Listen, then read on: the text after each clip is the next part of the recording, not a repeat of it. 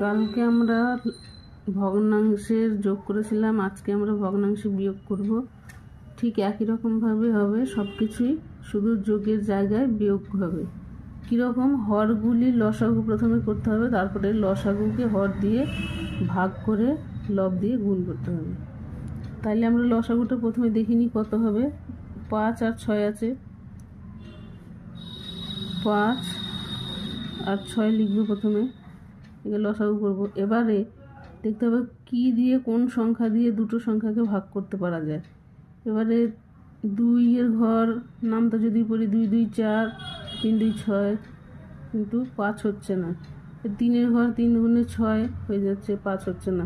তাহলে কোনো ঘরেই কিন্তু আমি দুটো সংখ্যা একেবারে পাবো না, মানে দুটো সংখ্যাকে কোনো সংখ্যা দিয়ে ভাগ যাবে না। এক্ষেত্রে কি করতে হবে?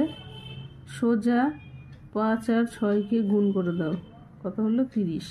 তাহলে এদের লসাগু কত হলো? 30। এটা 30 লসাগু।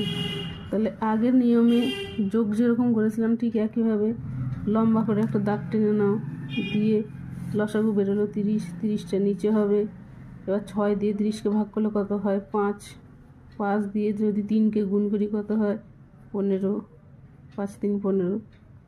এবার 5 দিয়ে যদি 30কে ভাগ করা হয় কত হয়? 6। 5 6 30, তাহলে 6 হলো। 6 দিয়ে 2কে গুণ করলে কত হয়? 12।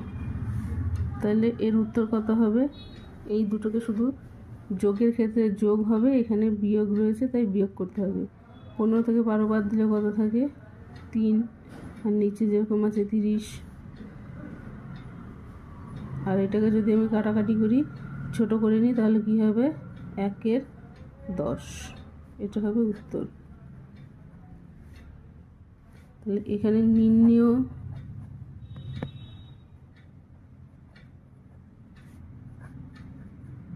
বিয়োগ ফল বলে কিন্তু লিখতে হয়। উত্তর লেখার সময় সবাই উত্তর লিখবে অবশ্যই, অঙ্ক করার শেষে প্রত্যেকে উত্তর লিখবে।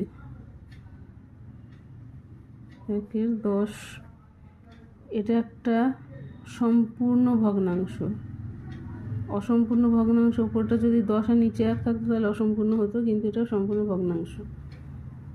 আর একটা কথা বলার, যদি এই অঙ্ক কেউ যদিও না বুঝতে পারে, আরও বোঝার প্রয়োজন থাকে বা আরও কিছু জিজ্ঞাসা থাকে, তাহলে কিন্তু কমেন্ট করে আমাকে জিজ্ঞেস করতে পারো। আর যাদের সত্যি পড়াশোনার কোনো সামর্থ্য নাই, তারা আমার সাথে পড়াশোনা করতে পারো।